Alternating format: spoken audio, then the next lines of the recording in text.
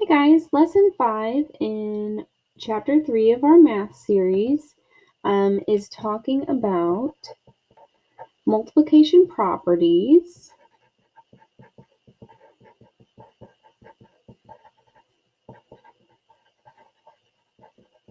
and division rules. So go ahead and title your notes for today, multiplication properties and division rules. And all our video today is going to be is just some notes and kind of going over each property and how we can use them to best help us with multiplication and division. And then we're just going to go over a few examples, and then you'll just head on over to your worksheet where there is a quick little video. Make sure you stop at 1 minute and 17 seconds on it, because then it kind of gets into some other things that we don't need to know. But there's a cute little song about the properties that we're learning about today. So, commutative property is the first one. And commutative property, we've heard of before, right? We learned about this property whenever we worked with addition. And so because multiplication is a faster way to add, we can have a lot of the same properties that we do whenever we multiply as when we add. So the commutative property of multiplication is I can change the order of my factors, but my product stays the same. And again, when we're thinking about this, we're going to be paying attention to the word order, okay? We can change the order using the commutative property of multiplication. So let's think about an example of this. And guys, we've already done lots and lots of examples of this. We just haven't thought about it in terms of the commutative property. And the way that we've been thinking about this is through fact families. So if I were to give you a problem like 2 times 5, the other way we could say that is 5 times 2. And we can show that both of these are going to be equal to 10. So another way that we can say this is that 2 times 5 is equal to 5 times 2. They are the same, but the 2's are flipping and flopping with the 5's. Okay, so that's our first property. Nothing really new there other than the fact that now we're dealing with multiplication instead of addition. Another one that you're probably familiar with is the identity property.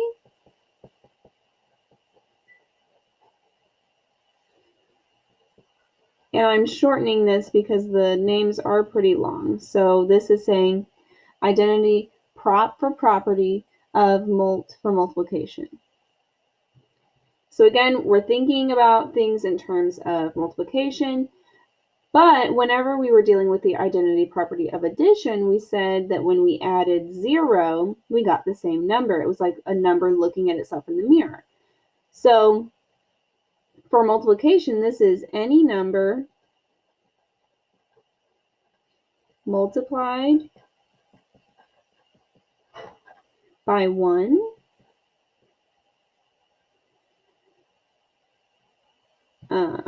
no comma, has the product of that number.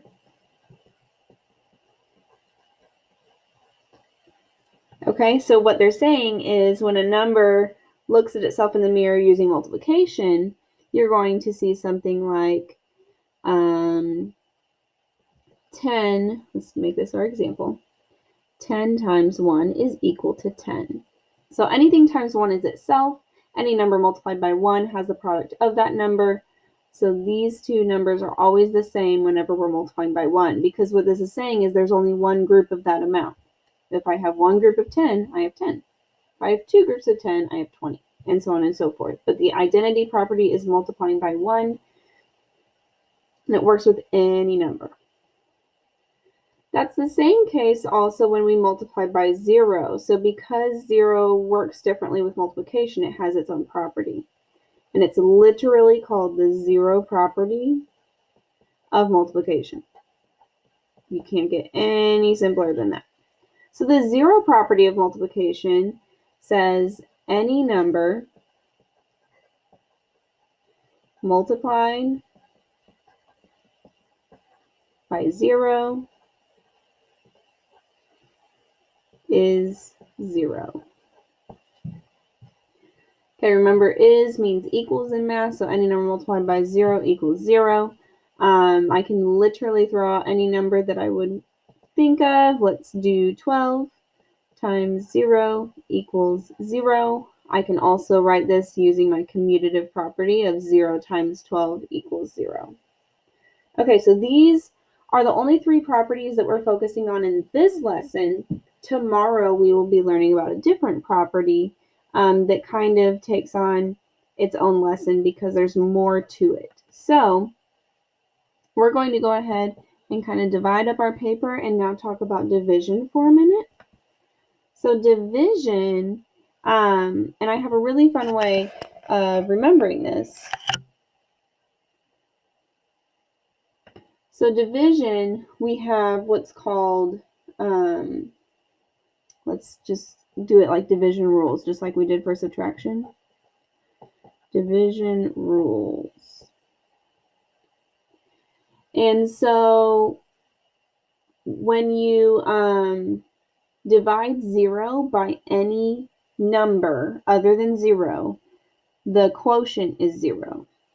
So maybe we should slow down just for a second and go back up here and kind of right along the side so that we can remember our terms. A factor times a factor equals a product. And now we're moving on to division. We can bring our squiggly line all the way over here and say dividend divided by the divisor equals the quotient. Okay, so now whenever I'm saying those words, hopefully they make a little bit more sense. So, rule number 1. When you divide 0 by any number except 0, the quotient is 0.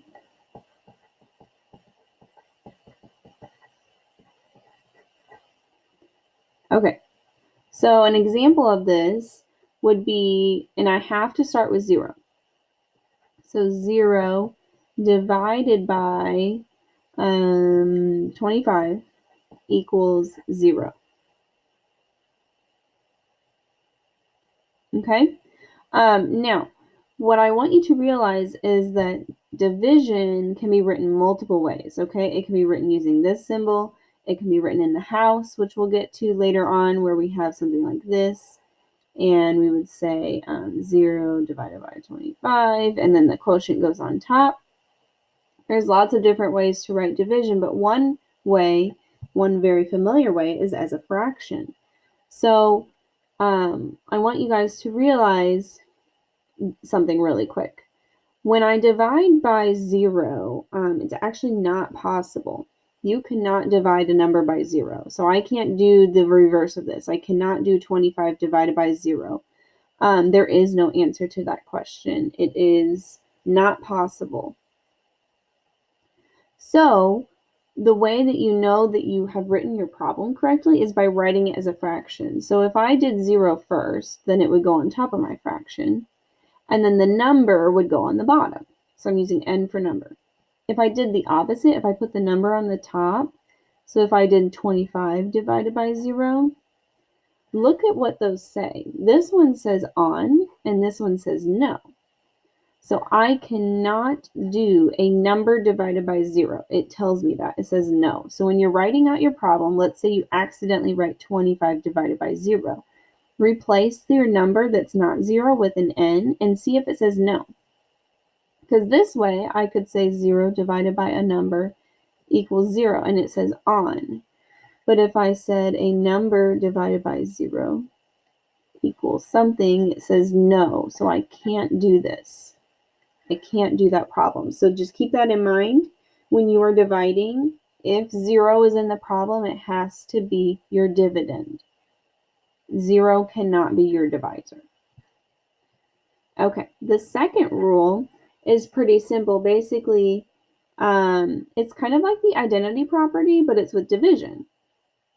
So what it's saying, and I'll just kind of write out some examples of this one because the definition's a little bit long.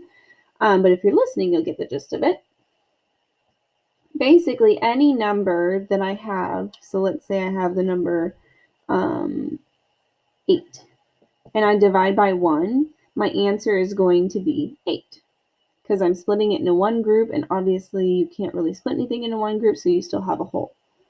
That goes the same for dividing 8 by 8. Your answer will always be 1. So when you're dividing by 1, it's kind of like the identity property, and your dividend becomes your quotient. But when your dividend and your divisor are the same number, your answer then is 1. Because this is saying that there would be 1 in each group of 8 to have a total of 8, which makes complete sense because 8 things is equal to 8 things. All right, so this is it for today. So what you're going to be doing in your worksheet is you're going to determine which property is being shown. So again, think about commutative, changing the order. Identity property is multiplying by 1. 0 property is multiplying by 0. And then anything, when we divide, we would call it a division rule. Okay, and we don't have to know those separately. We just need to know that when I divide by 0 by a number, my answer is 0. And when I divide by 1 or itself, I get itself or 1. So that's it for today. And go ahead and watch the quick song. It's 1 minute and 17 seconds. Stop at that point, and then you can get started with your worksheet. Have a great day. Bye.